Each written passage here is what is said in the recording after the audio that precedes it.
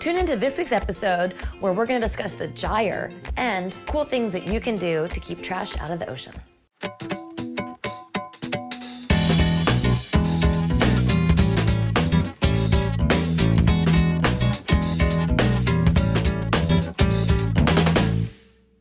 Welcome to today's show. I'm Jen Bolden with Gen B TV, where we provide fresh thinking on green living. We do the research for you, and then we bring you just the best of the best ideas in 5 minutes or less. It's now time to tune in and be turned on to a whole new way to think about plastics. Here's why today's topic matters.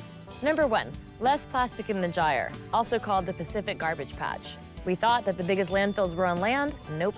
Turns out they're in the ocean. Number 2, your budget is going to benefit. You're going to save a lot of money avoiding one-time use products. Number 3, you'll feel oh so empowered.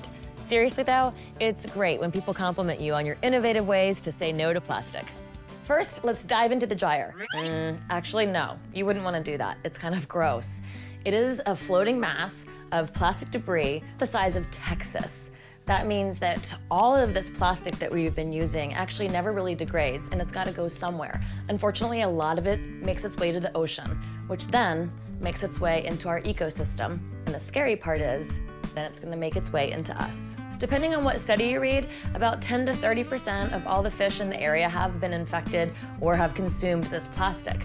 Think about it. You can buy organic produce all day long, but now no one can sell you a certified piece of organic fish. And of course, the plastics have a dire effect on marine life. Turtles confuse plastic bags for jellyfish, and birds confuse bottle caps for food.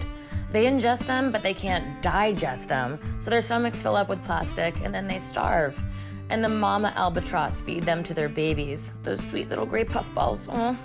Now, don't get me wrong, there are, of course, important uses of plastic, but what we're talking about today are the ones that are designed for a one-time use, but they last forever. And as we know, this plastic has to go somewhere. So we've got to turn the tides and figure out how to stop plastic at its source. Now, before we do, I want to address something that you might be thinking, which is, Jen, I got this covered, I'm just going to recycle the plastic.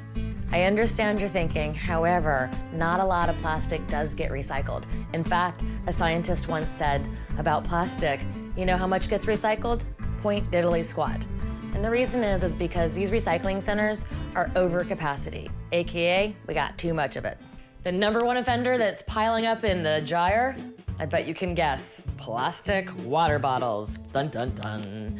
Now, we Americans are using about 2 million every 5 minutes. You know that black gold that we like to fight other countries over? It's crude oil, and it takes this much of it to produce and ship and then distribute just this bottle. So what is in bottled water? Did you know that it says right on the label sometimes it's municipal water? Granted, they're running it through a filtration system, but there's no reason why you can't do the same thing and save yourself a lot of money doing so. So glad that we're waking up to the marketing hype of these big soda companies that own the bottled water. The sales of these reusables have gone way up, but I have a little trick. It is to basically buy some lemonade, this is a fancy Italian lemonade, and soak the label off, and then you can just reuse these glass ones. And then we keep them in the fridge so that they're cold and ready to go. And you might think, well, it's glass, might break. I'm pretty clumsy right now, and I've dropped quite a few. None of them have broken yet. Love them. So, of course, everyone knows to bring their own bags to the grocery store, right? But the problem is, it's hard to remember. So what we've devised is keep a lot of them in the trunk. So what I love the most about our bag collection is there's some cool things in here that start the conversation at the cash register. You know, even the bag boys are like, hey, where'd you get that? Or what's that made of? For example, this one is made out of a recycled sailboat sail. Pretty cool and very industrious. And this one, made from recycled feed bags by my friend Donna, is of course adorable with the chick motif. And since we're here, let's talk about something else you can keep in your trunk. Refillable coffee mugs. One of my pet peeves is seeing people order stuff to go and then they stay. So in those coffee shops, you see people with these disposable mugs, the 400 million that are going into the landfill, and yet they're staying. And some of the coffee shops actually offer you the opportunity to use mugs while you're sitting there. And if they don't, bring your own and you can get some money back.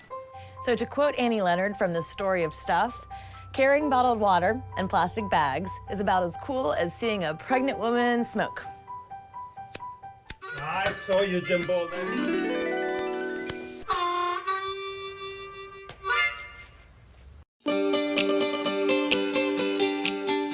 Number 1, learn more about the Gyre.